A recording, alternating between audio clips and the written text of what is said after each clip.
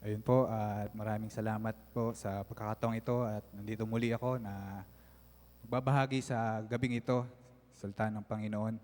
At nagulat din ako sa sinabi ni Pastor na about sa topic ko last week, about sa Esther na parang iniwasan daw ng Pastor to.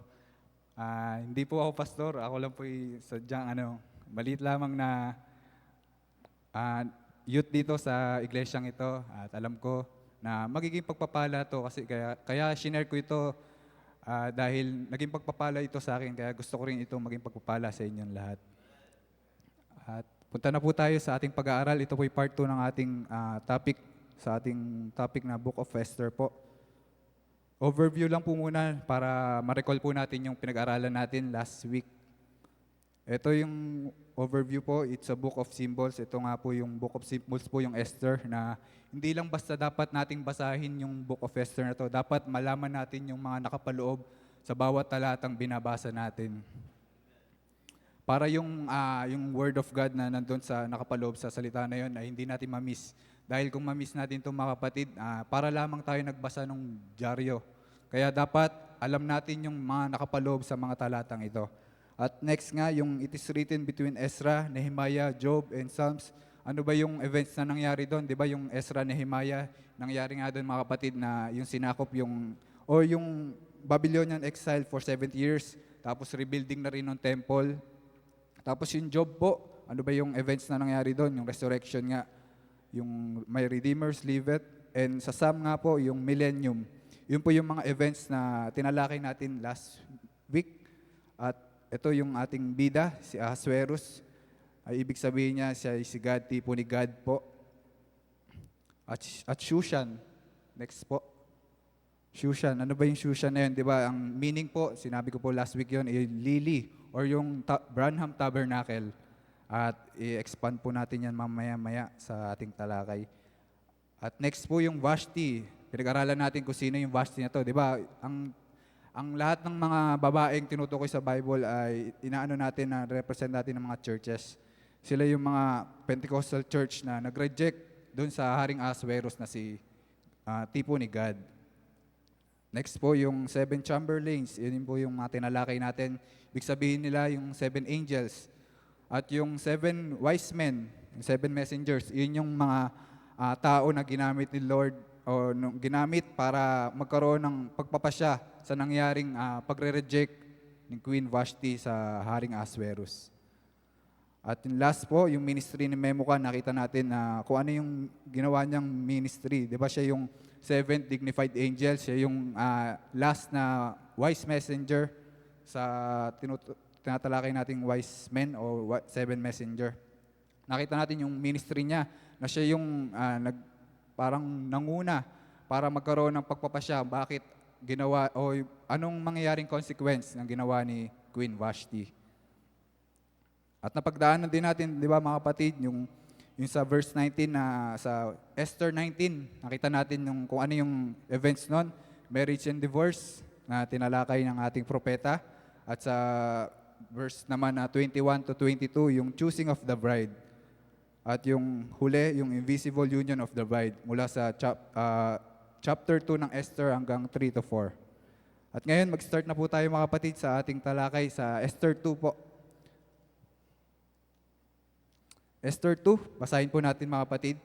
After these things, when the wrath of King Ahasuerus was appeased, he remembered Vashti and what she had done, and what was decree against her. Dito alam natin mga kapatid na ano daw ba yung tinutukoy dito mga kapatid, yung after these things. Di ba yung nangyari dyan, yung pagka-reject ng Queen Vashti sa invitation ni Haring Ahasuerus.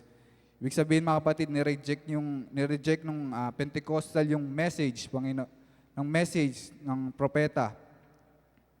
Hindi lang si Ahasuerus yung nireject niya, kundi yung message, pati yung si God mismo.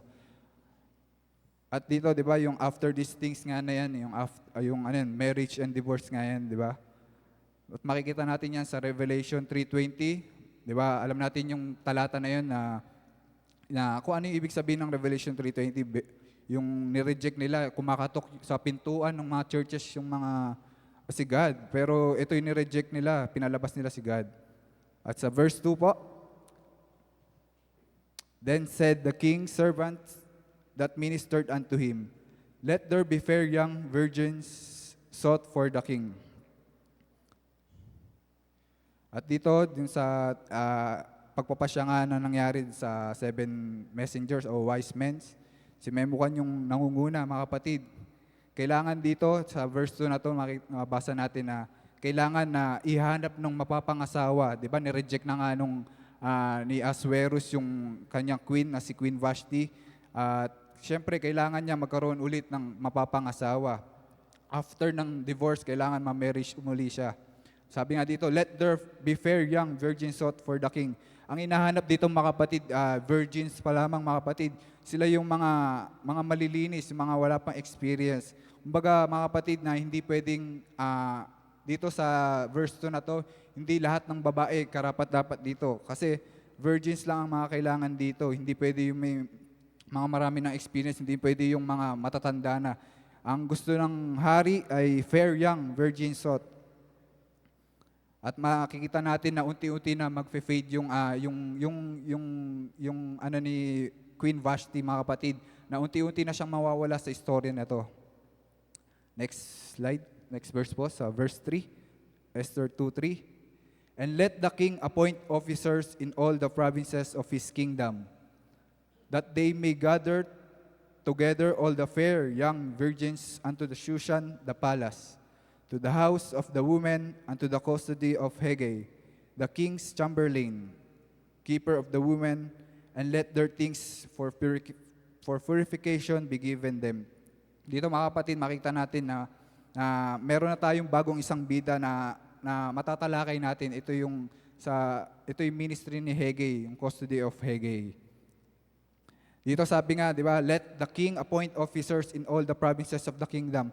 Parang dito mga kapatid, sa panahon natin ngayon na parang iniutos ng hari sa pamagitan ng desisyon nila Hegai o nila Memucan na magkaroon ng i-appoint sa bawat lalawigan. For example, District 1, District 2, mga ganon. Yung mga governors na yan, humanap ng mga fair young virgins. Ito'y pipiliin nila. At nakita nga natin, di ba, kanina sa verse 2, na hindi lahat pwede. Pero marami ditong mapipili kasi marami rin mga kabataan na mga fair young virgins dito sa panahon nila. Pero nagpapakita lamang na hindi lahat, mga kapatid, gaya nga nung sa message na sa atin na alam natin na maraming pinili pero maraming tinawag pero kakaunti lang ang pipiliin. Alam natin yan mga kapatid. Dito, to the house of the women, and to the custody of Hegai, the king's chamberlain, keeper of the women, and let their things for purification be given to them. Ibig sabihin po ng Hegai, siya po yung mamamahalad sa bahay, sa house of virgins. Ibig sabihin po ng Hegai ay venerable or good. Siya yung kagalang-galang na tao. Siya yung mamamahala sa bahay ng virgins. Makikita natin mga kapatid yung ministry ni Hegai sa mga susunod na talata. Kung ano yung gagawin niya sa mga virgins na ititipunin ng bawat officers na maliligaw ng mga young virgins. Sabi nga dito, house of virgins under the custody of or ministry ni Hegai. Teaching ministry of purification and preparation. Ibig sabihin mga kapatid na kailangan palang magkaroon ng purification at preparation sa mga fair young virgins na ito. Hindi pwede na basta na lamang sila pupunta sa hari. Meron mga susundin mga kapatid ng mga babaeng ito. Hindi pwede na basta na lamang sila pupunta sa hari. Kailangan na nilang ma-purify, tsaka may preparation na mangyayari mga kapatid. At syempre, teaching ministry, Malakay 4. At makikita natin na nai-spotlight yung bawat ministry, di ba? Yung ministry Memucan, na-spotlight to. At sa mga susunod, makikita natin yung mga iba-ibang ministry na ginamit ni Lord. Makikita natin mga kapatid na hindi lang isang tao yung gagamitin ni Lord sa Book of Esther, kundi maraming tao at kanya-kanyang ministry. Ganon din sa atin mga kapatid, na hindi lang si pastor yung gagalaw dito, hindi lang kami yung pwedeng tumugtog dito, kundi maaaring lahat tayo may mga kanya-kanyang ministry, hindi lang natin ito nakikita at wala pa sa tamang time para gampanan natin to. Pero pinapakita lang ni Lord sa Book of Esther na to na bawat tao, bawat anak niya may ministering gagawin. At next verse po, sa verse 4. And let the maiden which pleaseth the king be queen instead of Vashti. And the things pleased the king, and he did so. Ito yung nakalugod sa hari na kailangan niya magkaroon ulit ng pangasawa.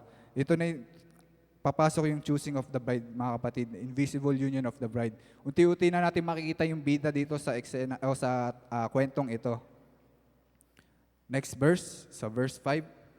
Now in Shushan, the palace, di ba, ibig sabihin ng Shushan, Branham Tabernacle. Now in Shushan, the palace, there was a certain Jew whose name was Mordecai, the son of Jair, the son of Shimei, the son of Kish, a Benjamite. Siya ay Benjamite. Ibig sabihin mga kapatid, ito yung bagong bida sa atin sa tatalakayin natin, si Mordecai. Ibig sabihin po ng Mordecai or nire-represent niya, siya yung little man or nire-represent niya yung seventh angel sa panahon natin ngayon. Sino ba yung seventh angel na yun? Kundi ito yung si Brother Branham, mga kapatid. Ito yung ibig sabihin ng Mordecai, little man, seventh angel in Revelation 10:7. Tandaan natin ito mga kapatid, little man but major yung offices niya or yung ministry niya, 'di ba? Yung ministry of Malachi 4:5 and 6. Ibig sabihin mga kapatid, yung ibig sabihin ng pangalan niya little man, pero yung major, pero makikita natin major yung offices na gagampanan niya or major yung ministry gagampanan niya. Basa po tayo sa quote natin. Yan handa. Sa God's provided place of worship, sabi dito, I'm kinda small, got a small voice, and but a great big message from the Lord. Amen.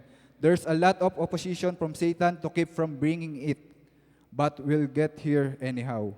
We're trusting this will be a great week for all of us. Ibig sabihin lang mga kapatid na, di ba, ibig sabihin niya na little man, yung Mordecai na yan, pero yung ministry niya napakalaki pala.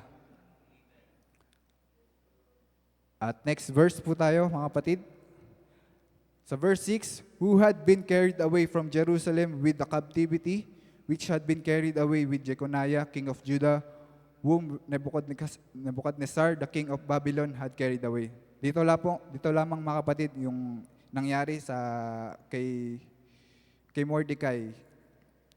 Nagaling pala siya sa Jerusalem na mga captivity na dinala doon sa kaharian ni King Ahasuerus.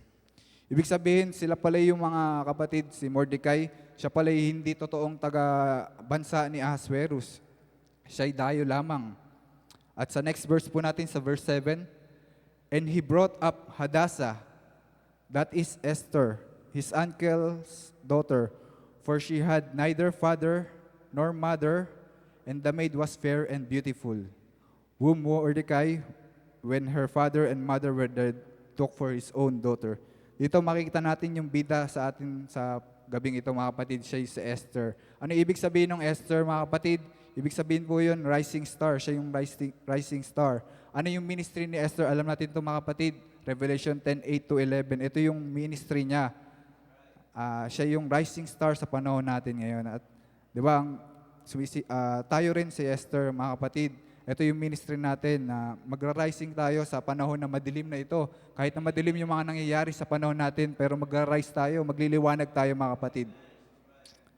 At dito makikita natin mga kapatid, sinabi dito, for she had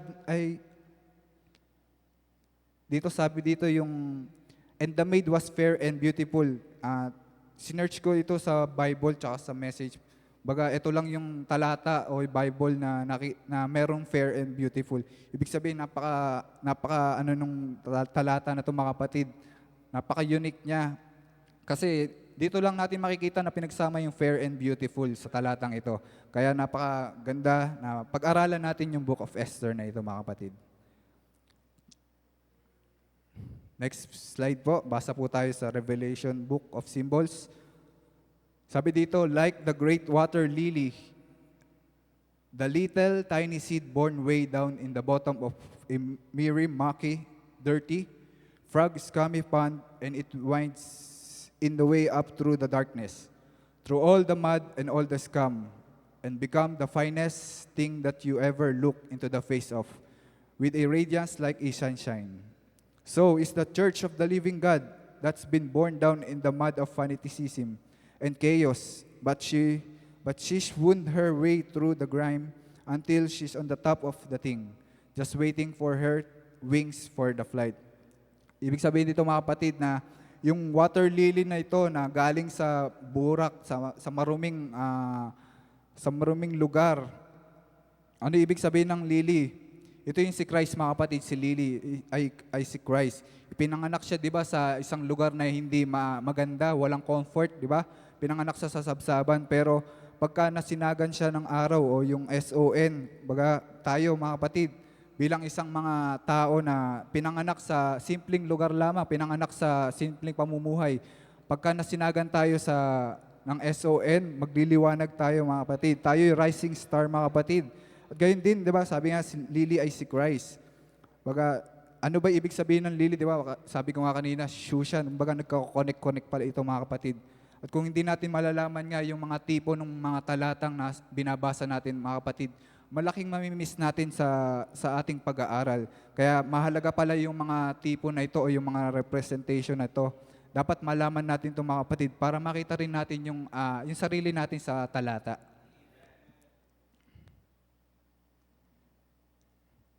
At yung sa lili nga mga kapatid, kung ito'y kakatasin nga, sabi nga ng Brother Branham, magpuproduce ito ng opium. Ano ba yung opium? Ito daw yung easiest pain. Kumbaga nagtatanggal to ng sakit daw sa natural. At gayon din kung i-spiritual natin mga kapatid, di ba? Ang opium, si Kristo, nagtatanggal siya ng pain sa atin. Kumbaga nagdudulot ng kaginhawaan kahit anong pagsubok na dadating sa atin mga kapatid. Kung nandyan si Christ, kung nandyan yung opium na yan, makakaranas tayo ng kaginhawaan sa ating buhay. Baga yung opium na yan, parang may phenamic yan mga kapatid. Baga siya yung nag-iis ng mga pain na yan. Hindi lang sa natural, kundi kailangan natin i-apply ito sa spiritual mga kapatid. Di ba kung titingnan natin yung mga talatang ito bilang isang natural, dapat nakikita rin natin ito sa spiritual mga kapatid at ina-apply din natin ito. Next verse po, Esther 2:8. So it came to pass when king's commandment and his decree was heard, and when many maidens were gathered together unto Shushan the palace to the custody of Hegai, that Esther was brought also unto the king's house to the custody of Hegai, keeper of the woman. Dito nga sabi ko nga mga kapatid na marami daw yung tinawag pero kakaunti yung pipiliin. Dito mga kapatid na sa nabalitaan na ng buong nasasakupan nung pinasasakupan ng haring si Ahasuerus na ibinalita na and his decree was heard, na nalaman na ito ng lahat ng bawat pinuno na kailangan na mag-gather ng mga fair young virgins at dalhin ito sa Susan Palace. Bakit ito dadalhin? Para makilala nila at para mapili nila mga kapatid. Ito yung parang Miss Universe na maraming pwedeng maging kandidata mga kapatid pero isa lang ang pwedeng manalo. Ganun yung mangyayari dito mga kapatid na hindi pwedeng lahat maging queen. Baga, isa lang ang mangyayaring queen dito sa kwentong ito.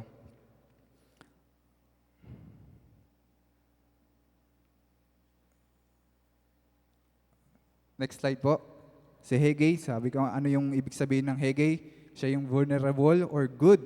Ito yung ibig sabihin niya. Hegai ministry deals with perfumes, gifts, oil, balms, dress, and etc.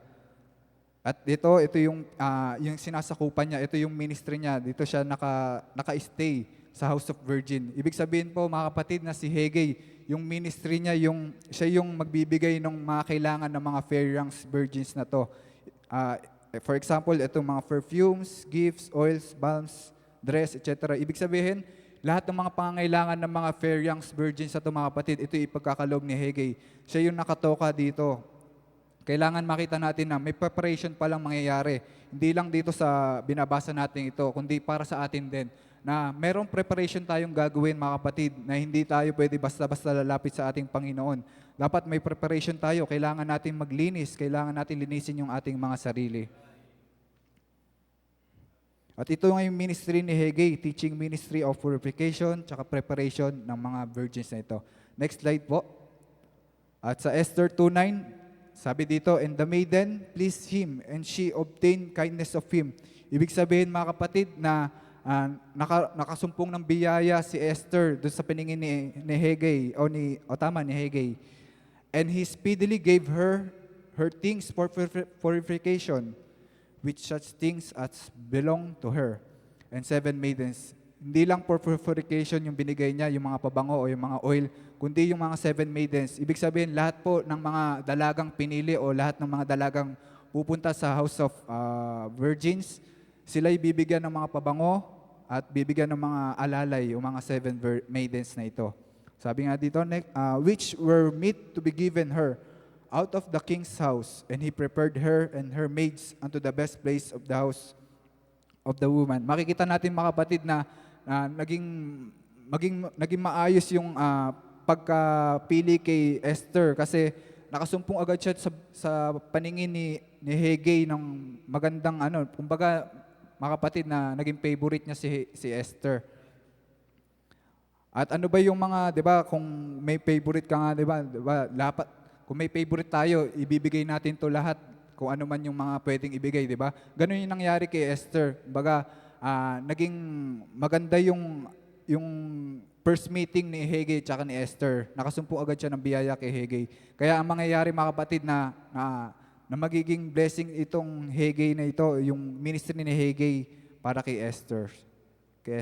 At next verse po tayo, mga kapatid, sa Ephesians 5:25, sabi dito, husband, loves your wives even as Christ also loved the church and gave himself for it. Jump po tayo sa 26, that he might sanctify and cleanse it with the washing of the word of the water, that he might present it to himself a glorious church, not having spot or wrinkle or any such thing, but it should be holy and without blemish. Nagpapakita lang dito, mga kapatid, sa talatang ito na kailangan talaga ng preparation. Hindi lang dun sa panahon ni Esther, kundi sa ating mga kalagayan ngayon, mga kapatid, kailangan din natin ng preparation. Kailangan natin ng preparation na bago tayo humarap sa ating Panginoon. Sabi nga, di ba, that He might present it to Himself a glorious church. Kailangan ma-present tayo na walang spot, walang dungis, di ba, mga kapatid? At sa Esther 10, next slide po. Sabi dito, Esther had not shewed her people nor her kindred, for Mordecai had charged her that she should not shew it. Ibig sabihin, tinuruan ni Mordecai si Esther na wag sabihin yung lineage nila o yung pamilya nila. Sa next verse po, and Mordecai walked every day before the court of the woman's house to know how Esther did and what should become of her. Diba, si Mordecai nga yung tito ni Esther, na siya yung nagpasok kay Esther. Ibig sabihin, siya yung laging nakikibalita. Gusto niya yung laging niyang alam yung nangyayari kay Esther. Diba, yung tipo ni Mordecai ay si Brother Branham, mga kapatid. Gusto ni Brother Branham na maging maayos yung buhay ni Esther. Gusto niya na i-provide yung pangangailangan, lalong-lalo na sa spiritual, mga kapatid. Sa next verse nga, Esther 2:12, sabi dito, mga kapatid, now, when every maid's turn was come to go into the king of Ahasuerus, ibig sabihin, mga kapatid, na yung panahon na pupunta na yung babae sa King Ahasuerus, after that, she had been 12 months according to the manner of the woman, for so were the days of their purification accomplished. To wit, 6 months with oil of myrrh, and 6 months with sweet odors, and with other things for the purifying of the women. Ibig sabihin, mga kapatid, dito sa verse 12 na to, ito pala kailangan 6 months na dadaan sila sa paglilinis. 6 months sa oil of myrrh. Bababad sila sa oil of myrrh. Maglilinis yung mga young virgins na ito. At 6 months din na papababanguhan sila. Ibig sabihin, napakahabang preparation na mangyayari, mga kapatid. Kailangan palang mahabang preparation. Hindi lang pala pwedeng pumunta ka na lang basta sa lugar o sa kingdom ng hari na ito. Hindi pala, mga kapatid, na ganun din sa atin, mga kapatid, bilang isang tipo ni Esther, na kailangan natin ng preparation, kailangan natin magpabango, kailangan natin maligo, kailangan natin malinis, di ba, mga kapatid? Hindi pwedeng haharap tayo sa Panginoon na hindi tayo nalilinis physically at saka spiritually. Di ba? Kailangan natin ng baptism of water, baptism of the Holy Ghost. Ganon din makikita natin mga kapatid, yung kahalagahan ng church ordinance. Di ba? Ano yung tatlong church ordinance na yon? Yung baptism, feet washing, tsaka communion. Makikita natin to na mahalaga pala ito. Kailangan din pala natin ito pagdaanan, di ba? Diba, nasabi nga ni Pastor na noong nakaraan na konti lang yung nag-participate or nag-partake nung feet washing natin, communion. Dito mga kapatid, isang paalala lang na napakahalaga pala ng church ordinance na to. Na dapat natin ito napapartake. Kumbaga, di ba, once a year na lamang to, imimiss pa natin. Di ba? Dapat, kailangan natin malinis mga kapatid. Kailangan natin gawing ito mga kapatid kasi ito yung gusto ni Lord na malinis tayo. Hindi lang physical, kundi hindi lang sa physical, natural, pati na rin sa spiritual, mga kapatid. Ibig sabihin ng mere is Christ. Ang mere daw ay si Christ din, represent His great supreme sacrifice. Ibig sabihin, mga kapatid, ang mere nga, di ba, si Christ daw. Ito yung, nire-represent niya yung great supreme sacrifice. Di ba, siya yung naging sacrifice para sa atin. Baga kung wala yung pagbubuwis buhay ni Christ, mga kapatid, walang silbi yung buhay natin. Kaya, lagi tayong magpasalamat kay Lord kasi kundi dahil sa kanyang pagbubuwis buhay, dahil sa kanyang great supreme sacrifice, wala tayo sa mga oras na ito, mga kapatid. Purifying o paglilinis, hindi lang natural, di ba? Kundi sa physical natin, sa spiritual natin, kasama na yung thinking natin. Kailangan natin, mga kapatid, ng total purification. Hindi lang pwedeng natural lang kailangan natin linisin, di ba? Yung topic ko nakaraan na about sa Israelites, na umalis nga sila, nag-come out sila, pero hindi nila total na sinurrender yung mga nakasanayan nila, yung mga tradition nila. At nagpapakita lang dito mga kapatid na kailangan din natin ng total purification sa ating mga sarili mga kapatid. Next slide po, Esther 2:13. Sabi dito, "Then thus came every maiden unto the kings. Whatsoever she desired was given her to go with her out of the house of the woman unto the king's house." Yung mga mababasa natin sa mga susunod na pag-aaral, mga kapatid, ito yung magandang mapapakinggan natin kasi sasabihin ng hari na ano man yung hilingin mo ay aking ipagkakalob kahit kalahati ng aking kayamanan. Maraming pagbabasa ang ating mararanasan yan o mababasa sa mga susunod nating pag-aaral. At sa Matthew 24:28, sabi nga dito, For whosoever the carcass is, there will the eagles be gathered together. Kailangan lang natin na, sabi nga, di ba, kung saan man nagtitipon yung mga banal, yung mga bride, baga, andun yung kasama rin natin si Lord. Sa Matthew 24:45, sabi dito, Who then is a faithful and wise servant, whom his Lord had made ruler over his household, to give them meat in due season? Di ba, pinag-aralan natin, sinabi ko last meeting mga kapatid, na tinapon ni Luther yung aklat ng Esther na to. Bakit kaya? Kasi hindi niya naunawaan. Kumbaga, wala pa yung buong kapahayagan sa panahon niya. At makikita natin sa talatang ito, sa verse 45 na to ng Matthew, na give them meat in due season. Ibig sabihin, dito sa panahon natin ngayon, nakita natin na hindi natin dapat itapon yung book ng Esther na ito. Nakikita natin yung kahalagahan nung topic na ito o yung malalaman nating kapahayagan. At ito na nga yun, mga kapatid, yung meat in due season, ito yung napapanahon sa atin ngayon, mga kapatid. At hindi ko po tatapusin yung book of Esther sa gabing ito. Lord willing, pag-aralan natin yung next meeting, yung 3 bahay na matatalakay natin sa susunod na pag-aaral. Last verse po natin, mga kapatid, sa Revelation 2:17. He that unhear, let him hear what the Spirit said unto the churches. To him that overcome will I give to eat of the hidden manna, and will give him a white stone, and in the stone a new name written, which no man knoweth, saving he that receiveth it. Salamat sa ating Panginoon na pinagkaloob sa atin sa gabing ito na napakahalaga palang pag-aralan yung Book of Esther na ito, na hindi lang pwede nating basahin ito na isang simpleng basa lamang na parang nag-aaral tayo ng pag-aaral sa school. Kumbaga, kailangan natin tingnan, kailangan nating basahin ng maigi, kailangan natin makita yung mga representation na to, mga tipo na to, kailangan natin malaman ito. Kasi mababaliwala lang yung magandang message, yung magandang Bible na ito, magandang love story na to. Kung mamimiss natin yung mga tipo na ito, di ba? Kaya salamat sa ating propeta na inihayag niya yung mga tipo ng nakapaloob sa Book of Esther na to. Nakita natin kung sino si Ahasuerus, siya yung God, tipo ni God, at si Esther yung tipo natin mga kapatid.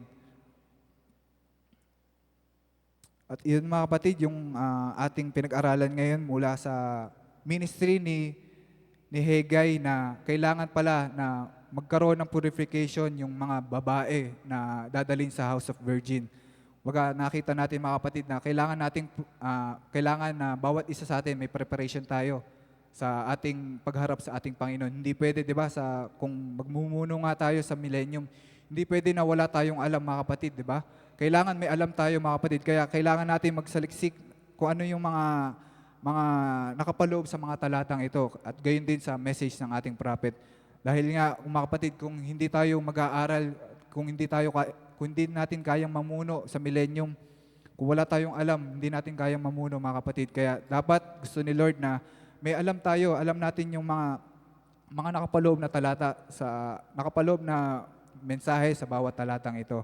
At Lord willing, next meeting mga kapatid, pag-aralan natin yung 3 bahay na tatalakayin natin sa susunod na mga talata dito sa Esther 2, yung 3 bahay na House of Virgins, House of Concubines, at saka yung palace, yung King Palace. At ito lamang yung mababahagi ko sa gabing ito. At nawa pagpalain tayo ng salita ng Diyos sa mga susunod na araw. Salamat po.